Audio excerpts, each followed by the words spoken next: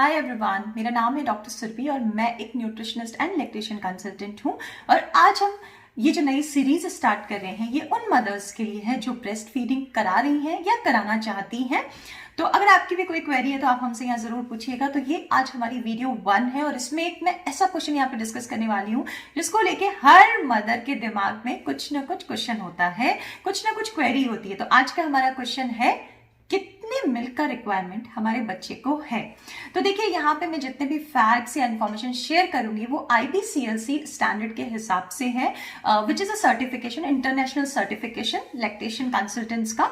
तो सबसे पहली चीज तो कि कितना मिल्क रिक्वायर्ड है। डे 1 पे अगर हम बात करते हैं तो वेरीड रेंज होती है। तो इट्स अराउंड 7 ml से लेके 122 ml तक ये एक रेंज है। इसके अंदर आपका जितना भी मिल्क सेक्रीशन हो रहा है आपको आपके बच्चे को आपको उतना मिल्क सेक्रीशन देना है। अगर हम डे 3 की बात करते हैं तो इट इज अराउंड 98 ml से लेके 775 ml। और अगर हम डे 5 की बात करते हैं तो इट इज अराउंड 425 ml से लेके 875 ml तक रेंज है और इतना मिल्क का रिक्वायरमेंट होता है। अब इसको नापना प्रैक्टिकल लाइफ में it is little bit difficult. तो मैं यहाँ पे आपको कुछ ऐसी चीजें बता रही हूँ जिसका आपको ध्यान रखना है।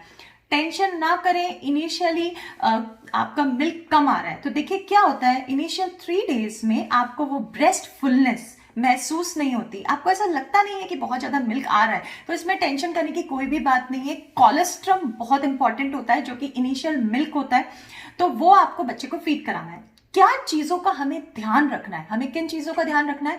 8 से 12 बार आपको बच्चे को फीड कराना है, हर 1.5 से 2 घंटे में आपको बच्चे को फीड कराना है। कुछ लोग जैसे बोलते हैं कि मैम टाइम देख के फीड थोड़ी कराया जाता है। नहीं, इनिशियली जब हम बात करते हैं जब तक कि आपका बच्चा 6 से 8 यूरिन ना पास करे और साथ में वेट गेन ना स्टार्ट हो जाए, इस चीज को बहुत ध्यान से सुनिएगा, इस चीज को बहुत ध्यान से अगर आप अपनी लाइफस्टाइल में लेकर आएंगे तो बहुत बेहतर रहता है। तो इनिशियली जब ये दोनों चीजें ना हो जाए तब तक आपको अपने बच्चे को हर 1.5 से 2 घंटे में फीड कराना है।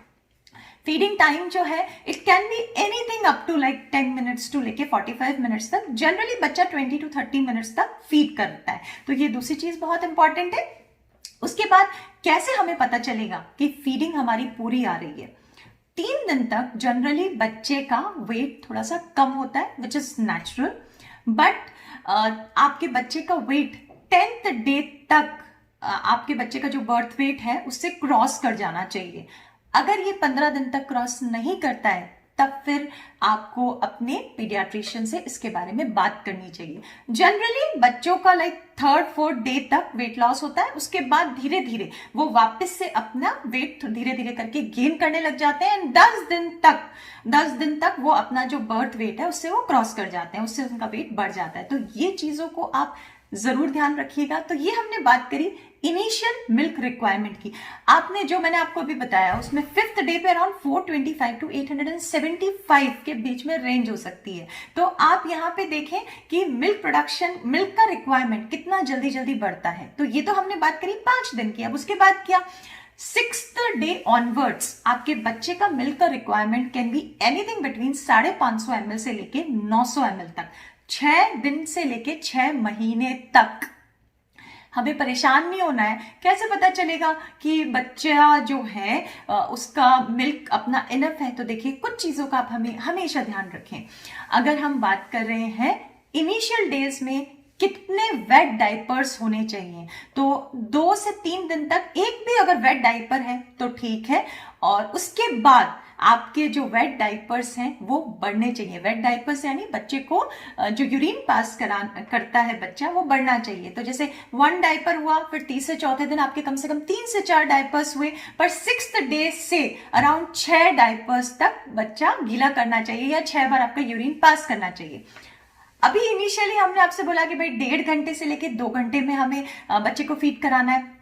जब बच्चा वेट गेन करने लग जाता है और साथ में 6+ बाद बच्चे के वेट डाइपर्स होते हैं, यानी कि बच्चा यूरिन पास करता है, तो उसके बाद होता है क्यू बेस्ड फीडिंग। आपके अपने बच्चे को ध्यान रखना है कि बच्चा, जैसे कि आप देखेंगे कि बच्चे का क्यूज आते हैं कि उसको मिल्क का रिक्वायरमेंट है। कैसे आते हैं? कुछ बच्चे अपनी जैसे कि अपने जो हाथ है उसको अपने मुंह में ले जाने की कोशिश करते हैं, वो इस तरीके से अपनी जीभ को बाहर निकाल के मदर को ढूंढने की कोशिश करते हैं। उसके बाद वो हर चीज को पकड़ के मुंह में डालने की कोशिश करते हैं, अपने हाथ को सक करने की कोशिश करते हैं, और थोड़ा सा बच्चा हल्का सा ढूंढना शुरू करता है अपनी मदर को। तो दीज आर सम क्यूज, और आप अपने बच्चे को थोड़ा सा ऑब्जर्व करें तो आपको समझ में आ जाएगा कि बच्चे को भूख लगी है। तो जब भूख लगी है, आप क्यू बेस्ड उनको ऑब्जर्व करके आप उनको फीडिंग करा सकते हैं।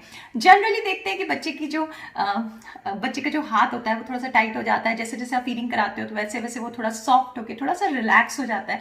तो ये कुछ क्यूज होते हैं जिनका आपको ध्यान रखना है।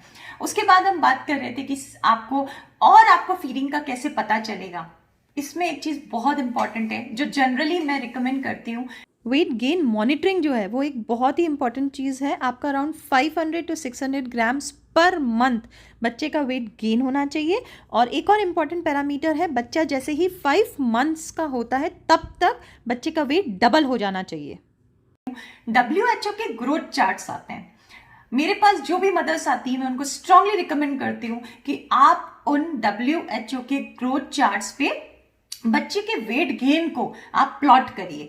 अगर आपको भी रिक्वायरमेंट है तो आप जस्ट ड्रॉप अ मैसेज, तो मैं आपके साथ वो चार्ट शेयर करूंगी। उससे क्या होता है कि हमें, अगर आप किसी डॉक्टर के पास जाते हैं, पीडियाट्रिशियन के पास जाते हैं, आप न्यूट्रिशनिस्ट के पास जाते हो, तो जब आप चार्ट लेके जाते हो तो हमें समझ में आता है कि बच्चे के वेट में क्या क्या चेंजेस हो रहे हैं।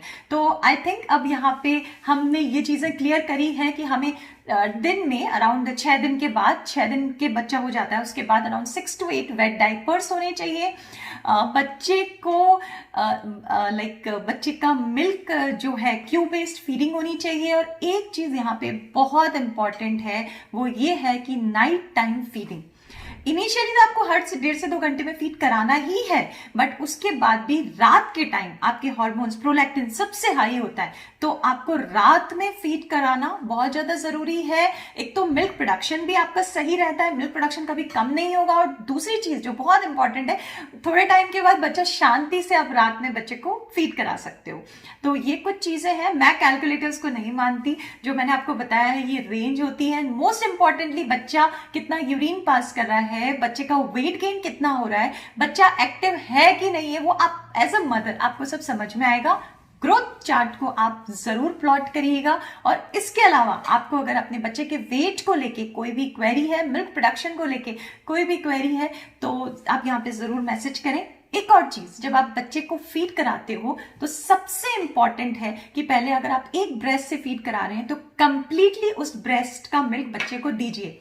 Four milk and hind milk, जो फोर मिल्क होता है, आगे वाला जो मिल्क होता है, इनिशियली जो आता है उसमें फैट का कंटेंट कम होता है, तो कैलोरीज उसके अंदर, फोर मिल्क के अंदर कैलोरीज एंड फैट का कंटेंट कम होता है। और बाद में जो हाइंड मिल्क होता है, it is high in fat.